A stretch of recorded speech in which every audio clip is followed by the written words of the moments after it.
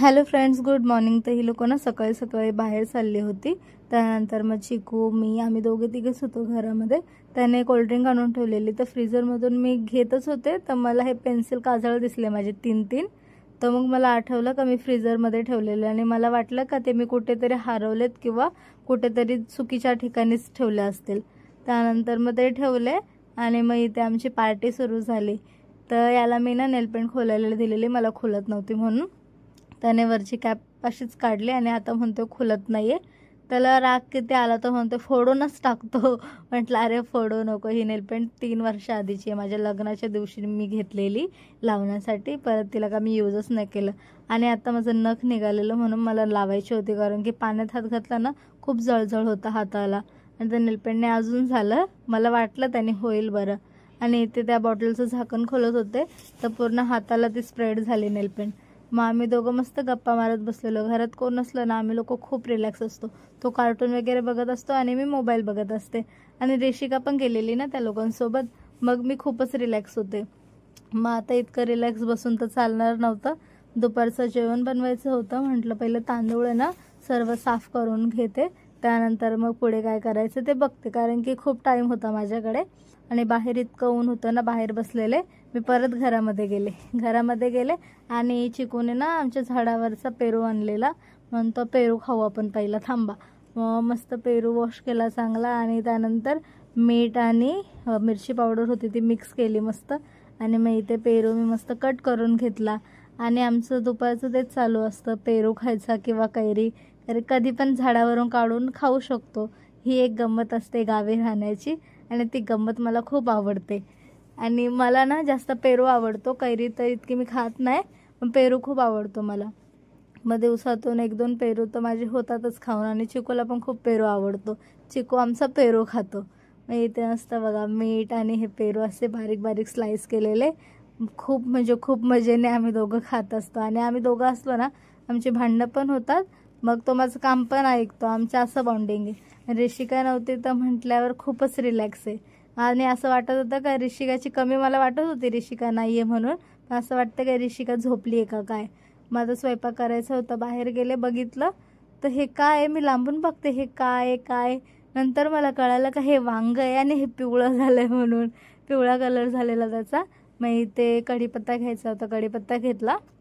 मिरची पाहिजे होती मला, झाडावरची मिरची घेतली. मग हे बघितलं, ही शेंग कोणती आहे कमेंट करून नक्की सांगा, वालाची आहे वाटतं. त्यानंतर बघा इथे आम्ही झाडं वगैरे लावलेली. आता 1-2 वर्ष झाले असेल, 1-1.5 वर्ष झाले असेल कैरीचं झाड लावलेलं, तर ते पण मस्त मोठं झालं आहे. तुम्ही पण नक्की एक झाड तरी लावा, जेणेकरून म्हणजे आपल्या येणाऱ्या पिढीला ते कामास येईल. त्यानंतर इकडे मग मी पहिले ना सर्व पापड फ्राय करून घेतले. पापड फ्राय केले ना, मग म्हटलं त्यानंतर तेच तेल कमी केलं आणि मग कुकरमध्ये मी भात बनवत होते, मसाले भात दुपारचं सहज सगळीकडेच दुपारचा मसाले भातच असतो. मग माझं जेवण बनवून झालं. रेशिका ही लोक मग आले फायनली. मग ह्या लोकांनी खूप खायला आणलेलं आईस्क्रीम, केक. मग इथे रेशिका आईस्क्रीम खाते कमी, नाकाला आणि तोंडालाच तिने आईस्क्रीम जास्त लावलेली. आणि स्वतःला आईस्क्रीम दिली तर ते नाही, ते हिला आणि ह्या चिकूला आहे ना मांजर प्रचंड आवडते. मांजर म्हटले ना त्यांना खूप आवडतं. मग त्या मांजरीला पण आईस्क्रीम देत होते खायला. तर हा गेला आणि मांजरीला म्हणतो डान्स कर. तर ती मांजर बिचारी एक तर उन्हात बसलेली, तिला उन्हातून इकडं आणली आणि तिला हसत होतं. तर म्हटलं गपरे नकोस तू. आणि ऋषिकाला पण खूप मजा वाटत होती त्या मांजरीसोबतच. ऋषिकाने तर 2 आईस्क्रीम खाल्ल्या, अर्ध्या आणि बाकीची मला म्हणते खा. वरचं सर्व क्रीम तिने खाऊन टाकलं. आणि याचं चाललंय का मामी मांजरीला आईस्क्रीम द्या आणि मला आणि मांजरीला तुमच्या व्हिडिओमध्ये घ्या. म्हटलं अरे थांब जरा, असा हिला मी कागद काढून देते आईस्क्रीमचा. या लोकांची इतकी गडबड चालू असते ना माझ्या मागे, अजिबात शांतता नसते. 2 जण इतकी मस्ती करतात. त्यानंतर जेवण वगैरे झालेलं, जराशी झोपले तर हा आवाज द्यायला आला चिकू का भाजीवाला आलाय, आईने बोलवलंय. मग ह्या लोकांनी भाजी वगैरे घेतली. मग संध्याकाळी मस्त ऋषिकाला रेडी केला.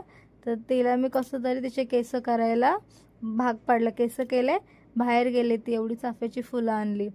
तर हा मावळता सूर्य मला सांगतोय का आत्ता परत सुरुवात झाली आहे काम करायची, थोडा आराम केलाय ना, आता स्वयंपाकाला लागायचे पटापट.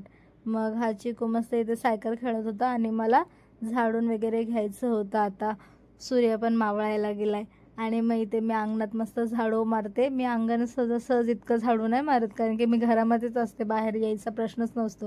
मग इथे ऋषिकाची मस्ती एवढी चालू होती ना, तिला मनुके दिलेले खायला. मग तिला पण भूक लागलेली, मग तिला तिचं खायचं बनवलं सारलॅक आणि ते दिलं. तर गरम होतं पण तिला अजिबात दम निघत नव्हता. तिला असं वाटलं का दे मला, आणि तिला गरमच वस्तू आवडतात खायला, थंड खात नाही अजिबात. मग मी चिकन बनवलेलं, तर चिकनचं आळणी असतं ना ते तिला मी दिलं खायला. मग तिने ते थोडं हाताने खाल्लं, पण ती म्हटली बास नको मला. त्यानंतर ती इतकी रडत होती ना, तिला झोप आलेली. तुला पाणी प्यायचं आहे? मला काही तिने जेव पण दिलं नाही. पूर्ण नाकातून पाणी, डोळ्यातून पाणी. म्हटलं का पाणी पी, तू जेवलीस ना? तर नाही, म्हटलं थोडस तरी पी.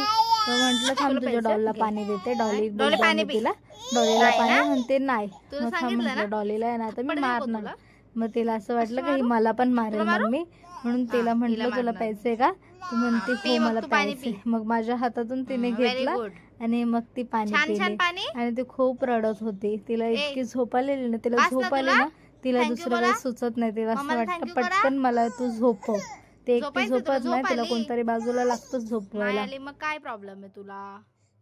उशी खातात डॉली? उशी खातात का? थांब डॉली, थांब डॉलीला ना फटका देते. उशी खाते ना तू खाते बाळा उशी? नाही ना, ही खाते ना फटका. हिला मारू ना? तुला मारू तुला? डॉली भात खायचं तुला? नको, तुला खायचंय का?